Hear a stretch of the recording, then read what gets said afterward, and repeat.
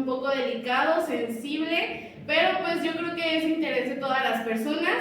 Hablamos sobre las personas con discapacidad en las cárceles, vamos a tocar los temas sobre sus derechos, el proceso que deben de tomar, vamos a hablar también sobre la inclusión y pues me presento, mi nombre es Gretel Mendoza.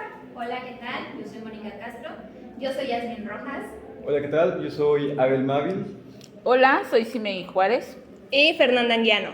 Y esto es Voces tras las rejas.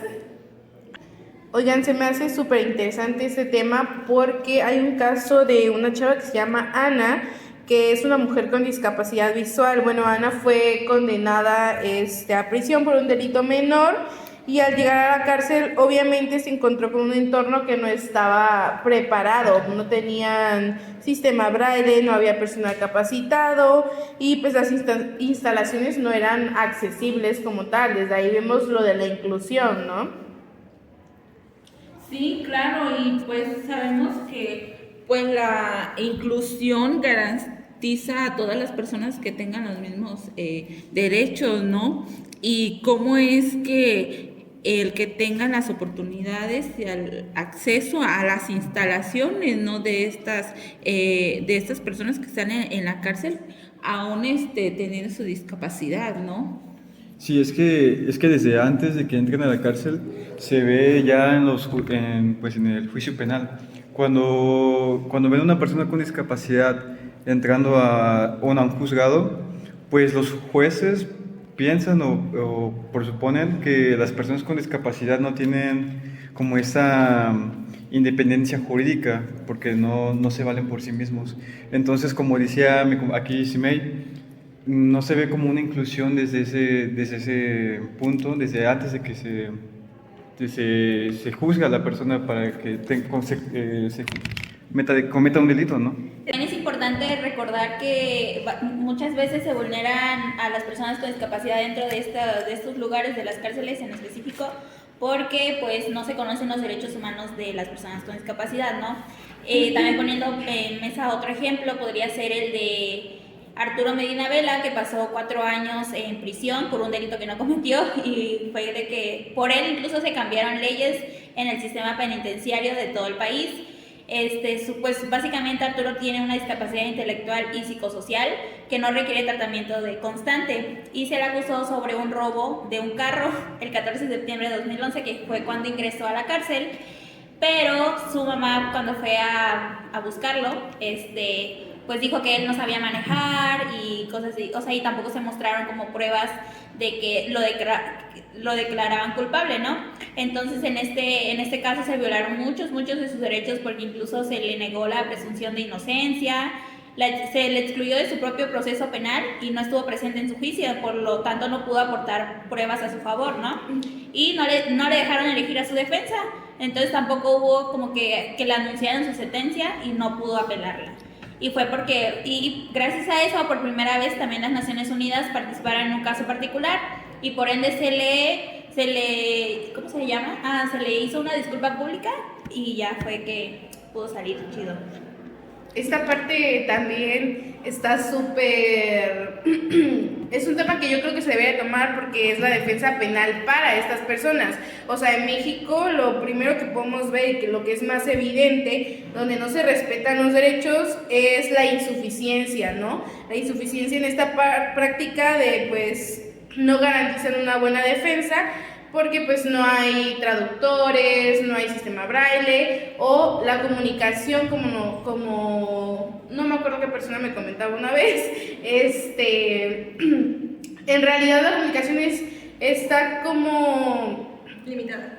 Pues como limitada, porque no es en concreto lo que está diciendo la juez y lo que le están diciendo a la persona. Sí. Y es que es como cómo lo ven también, ¿no? Cómo vemos a estas personas con discapacidad como inferiores y el que a lo mejor simplemente las vemos como personas enfermas, incapaces y no les dan esta individualidad de que pues pueden ser tratadas físicamente pues legalmente con las leyes, ¿no? Y también, bueno, tenemos que darnos cuenta que hablar de derechos humanos dentro de la cárcel ya es complicado para las personas que no tienen discapacidad, pero lo es aún más para las personas que son de un sector vulnerable, en este caso las personas con discapacidad.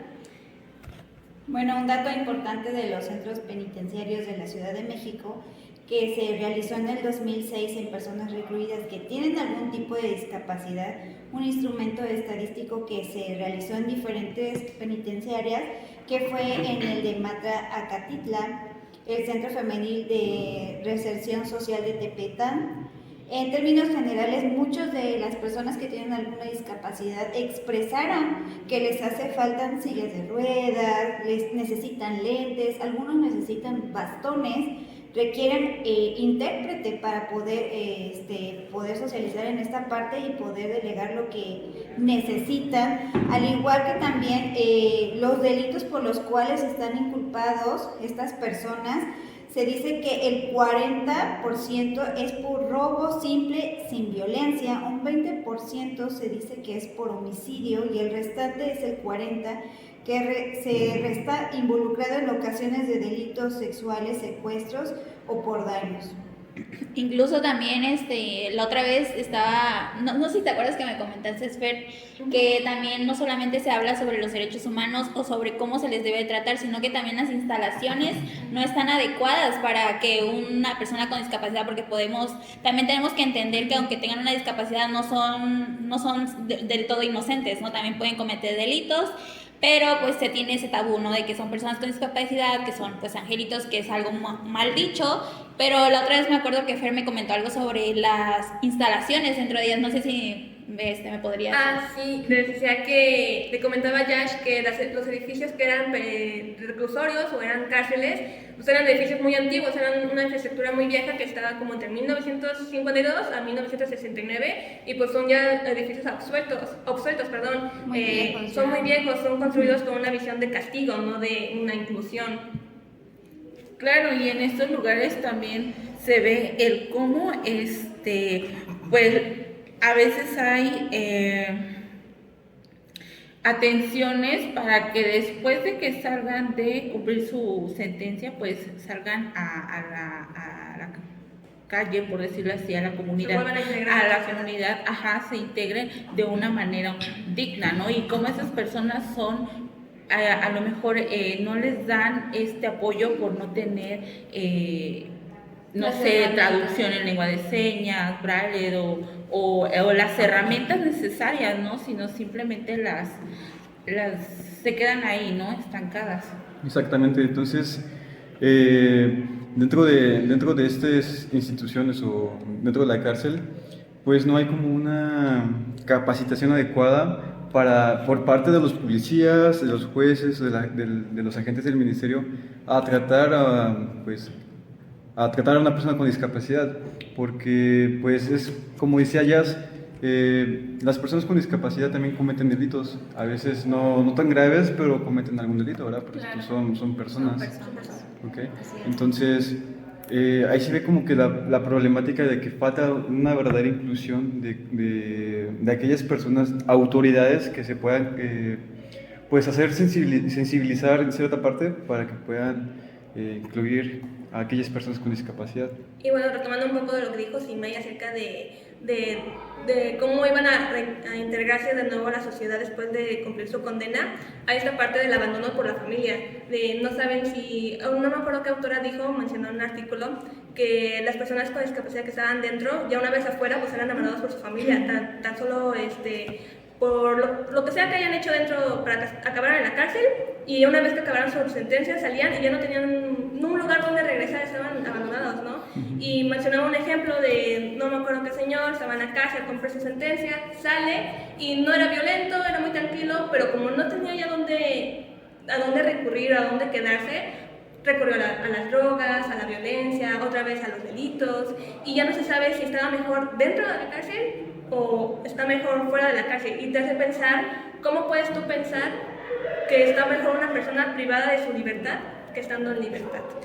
Aparte se me hace súper interesante este punto que están diciendo, porque pues vemos violados los derechos desde antes de que ellos cometan un delito. ¿Por qué? ¿Por qué lo están cometiendo? Pone que decían que un robo mínimo, ¿no? Pero ¿por qué se está haciendo el robo? Porque desde el principio no hay estos derechos para darle un empleo, para darle pues lo que necesite, ajá.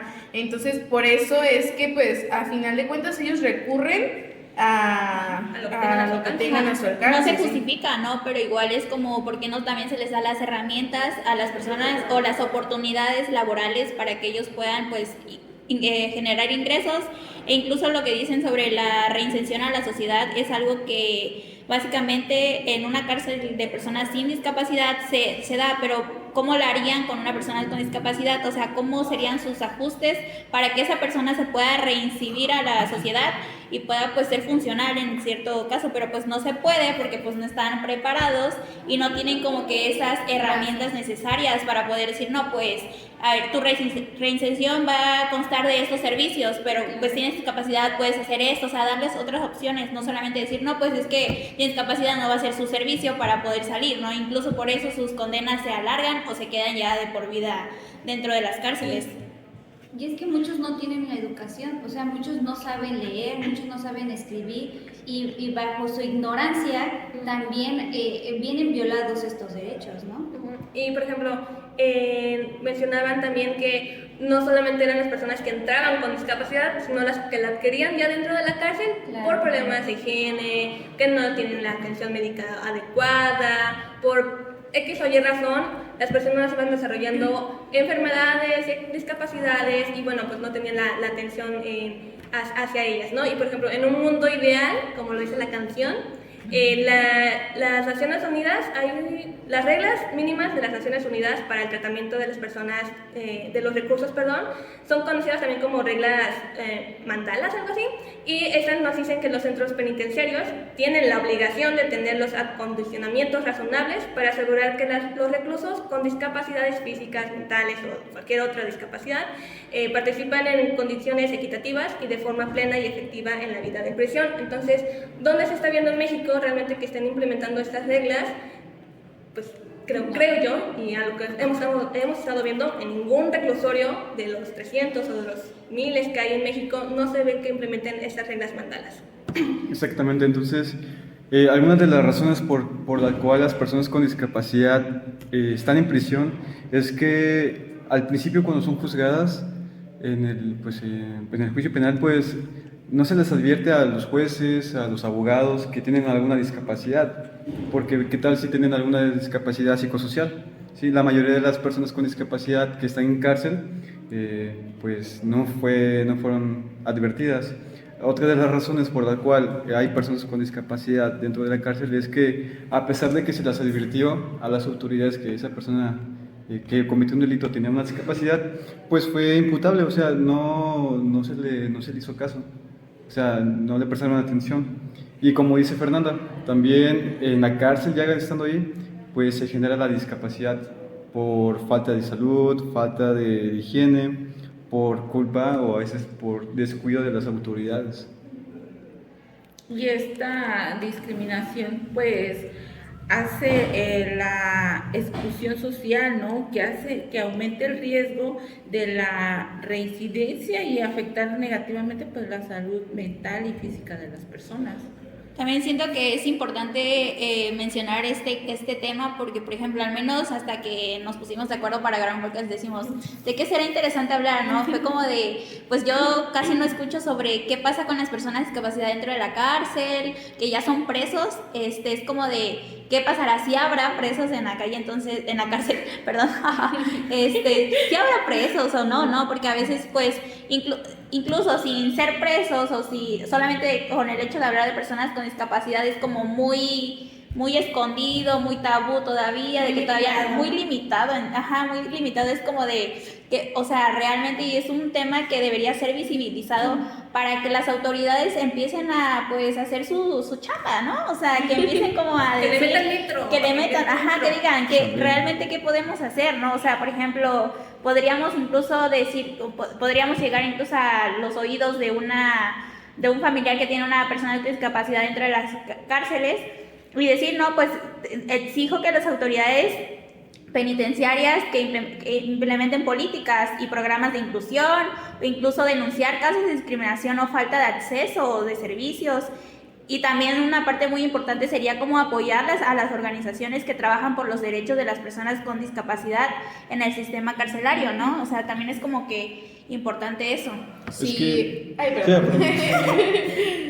sí, es que tienes razón ya, sí, lo que está comentando. En México existen avances importantes sobre la discapacidad en cuanto a las personas, ¿no? Pero se nos fue un poquito difícil encontrar como esos temas en cuanto a personas con discapacidad en cárcel. Ahorita no hay mucha información y es importante rescatar esto porque ¿dónde se ven los reflejados los derechos de esta población dentro de esos reclusorios? Entonces, como por ejemplo, como estábamos mencionando al principio de este podcast, que las cárceles no están acondicionadas para aquellas personas con discapacidad visual, quizá no tengan rampas, braille, como estaban diciendo, porque pues no hay como que esa información dentro de la cárcel, ¿sí?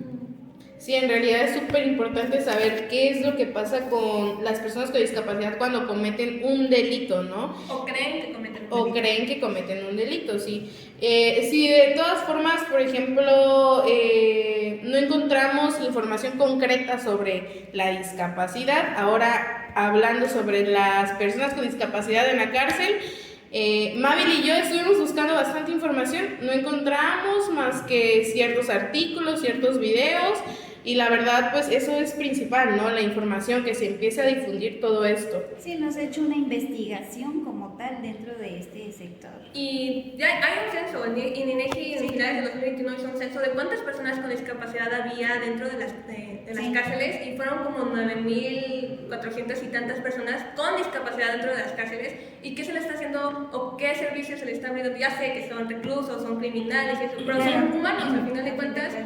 Los criminales siguen siendo humanos, por eso son juzgados, pero pues no se les respeta sus derechos. Y fue justamente lo que dijo Gretz hace rato, fue de que dijo, no, pues algunas veces cometen un delito, por muy menor que sea, por necesidad, no porque realmente quisieran, ¿no?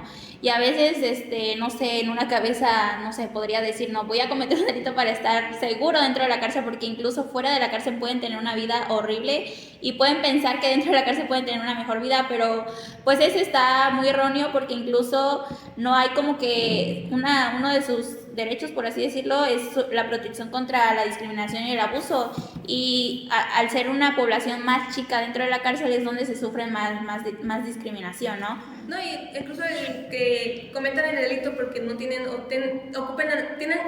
necesidad de eso, lo que hicieron, pero algunas personas, por ejemplo, con discapacidad cognitiva, si tienen una discapacidad intelectual, no van a saber lo que están haciendo, no van a diferenciar lo que es bueno y lo que es malo. Ellos lo van a hacer porque ellos lo vieron en la calle, lo vieron en la tele, lo vieron y dijeron, pues chido, hago esto y va, pero no era legal y vas para atrás. Y yo creo que también ahí influye mucho la economía de los familiares del país, ¿no? Porque, por ejemplo, ¿En qué clase te encuentras, no? Creo que ¿qué estigma tienes, no? O sea, ¿qué privilegios gozas dentro? Exacto. O sea, incluso pues ahí es donde se habla también, porque es fundamental garantizar que las personas con discapacidad dentro de las cárceles tengan un acceso equitativo a servicios de protección contra la discriminación y el abuso.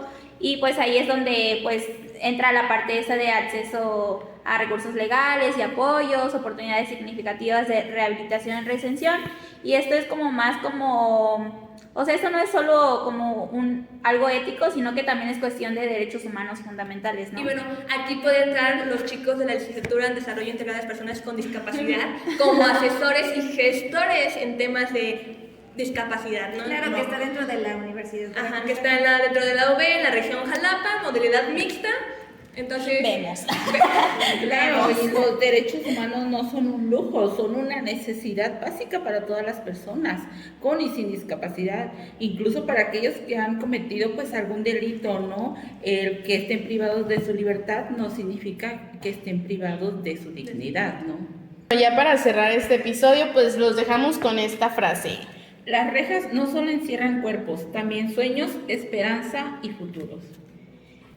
Y eso fue Voces tras las rejas.